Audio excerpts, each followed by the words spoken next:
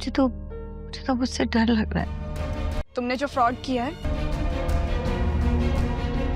میں پولیس میں FIR لکھوا کر تمہیں اریسٹ کرواؤں گی. مجھے تو اس کی ذہنی حالت پہ شبہ ہونے لگا ہے. کیا مطلب؟ تم جیسی ڈھیٹ میں نے نہیں دیکھی. مرنے مارنے کی باتیں کر رہی ہے. شہرام تمہیں طلاق دے کر اپنی زندگی سے نکال چکا ہے ذرا سی بات پہ لڑنا شروع ہو جاتی ہے. کیونکہ تم اس قابل ہی نہیں تھی کہ تم اس کی زندگی میں رہتی. زینیا کو جیسے ہی پتا چلتا ہے کہ شہرام اسپتال میں ہے وہ بے چین ہو جاتی ہے اور فوراً اس کی خیریت معلوم کرنے وہاں پہنچ جاتی ہے. لیکن اسپتال میں فریال اور شہرام کی والدہ اسے دیکھتے ہی ناراض ہو جاتی ہیں.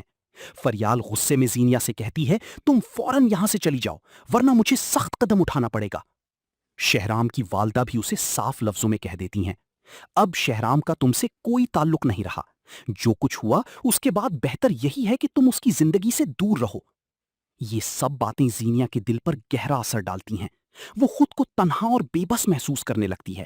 اسے لگتا ہے کہ اب اس کی زندگی میں کچھ باقی نہیں بچا اور اسی مایوسی میں وہ ایک خطرناک قدم اٹھانے کا سوچنے لگتی ہے.